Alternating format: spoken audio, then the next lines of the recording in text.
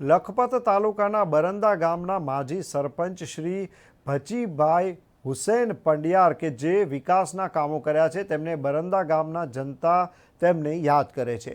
ગામના હિન્દુ મુસ્લિમ દરેક સમાજના સરપંચશ્રીના અંડરમાં આવતા જે કામો વિકાસના એ કામો કર્યા છે તે લોકચર્ચા એવી થઈ રહી છે કે 50 વર્ષમાં જે સરપંચોએ કામ નથી કર્યા તે કામો નથી કર્યા તે કામમાં 5 વર્ષમાં માજી સરપંચ શ્રી ભચીભાઈ હુસેન પંડ્યાર અને તેમના દીકરા આદમભાઈ પડિયાર આ વિસ્તારમાં બરંદા જૂથ ગ્રામ પંચાયતમાં આવેલ છે અને ગામોનું એટલો વિકાસ થયો છે। પોતે ભુજ રહે છે તેમ છતાં સ્થાનિક લોકોને અનેક રીતે મદદરૂપ બન્યા છે, જેમ કે હોસ્પિટલ, ગરીબ ઘરના લગ્ન પ્રસંગમાં, કોરોના જેવી મહામારીમાં કે પછી બિપોરજોય વાવાઝોડા જેવી પરિસ્થિતિમાં શાળાના વિદ્યાર્થીઓને આ પરિવાર મદદરૂપ બન્યો છે।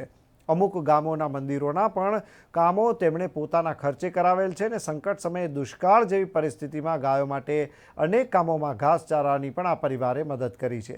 ગામના પ્રજાના સંપર્ક કરતા લોકચર્ચામાં એવી થઈ રહી છે કે રિપીટમાં આ પરિવારના પ્રતિનિધિ સરપંચ બને તેવી ગામ લોકોની માંગ છે। એ જે પણ કામ કર્યો છે તે આ સરપંચ બની એના પાછળ જે પણ અમારા સમાજનું કામ થયેલ છે એ બધું સારું જ કર્યું છે।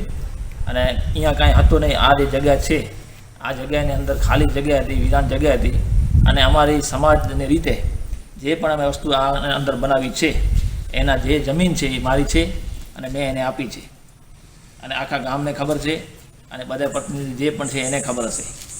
એના સિવાયનો જે પણ વિકાસ થયો છે તે જે ગામ માટે કર્યો છે એ સારો જ કર્યો છે। અથવા જે પણ ગામને કોઈ કહેવાવાળા હોય ને કહેતા હોય તો એ કહેવાવાળા હોય તો મારા જેવા પણ હોય તો ભલે કે, પણ જે આદમભાઈ કર્યો છે એ સારું કર્યો છે। એના સિવાયનું કાંઈ પણ હોય તો તમે કહી શકો અમને કે શું કર્યું છે એને।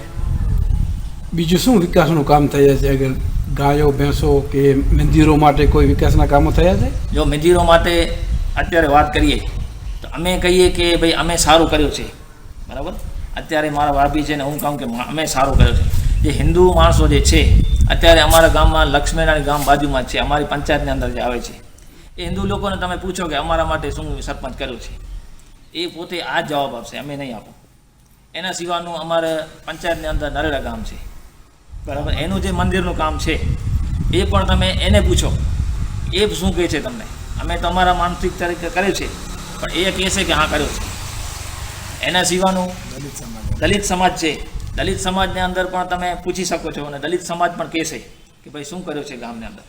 અમારી મુસ્લિમ સમાજ તો કે જ છે પણ હિન્દુ સમાજ, દલિત સમાજ છે, અમારા પાસે બીજી પણ સમાજો છે, એનો પણ વિકાસ સરપંચ દ્વારા જે બન્યો છે એ કર્યો છે। આજે શું વિકાસમાં બાકી છે ખૂટતી કડીઓ? સાહેબ એમાં તો એવું છે કે હવે જે પણ આ 5 વર્ષની અંદર જે પણ અમને ગ્રાન્ટો મળી છે ગમે ત્યાંથી સરપંચ લઈને ગમે ત્યાંથી કરાવી જે પણ काम કર્યો છે એ આગળ સમજી લો કે 50 વર્ષનો રેકોર્ડ એને તોડ્યો છે। 5 साल पहले के जो इलेक्शन हुआ था निर्विरोध, उसमें हमारे आदम भाई की माता जी को सरपंच चुना गया था।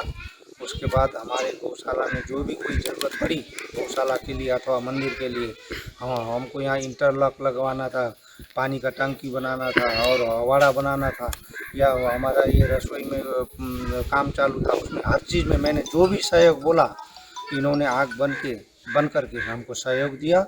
और रात को 12 बजे अगर मुझे ज़रूरत पड़े फ़ोन करे तो इनके ये हो तो ये, नहीं तो इनके बेटे हैं सादिक भाई तुरंत यहाँ आ जाते हैं। हमको कोई चीज़ की आज तक ये पता नहीं चला कि ये भेदभाव करते हैं, हिंदू मुसलमान इधर उधर कुछ नहीं। इनका व्यवहार हर एक से एक ही हिसाब का रहा।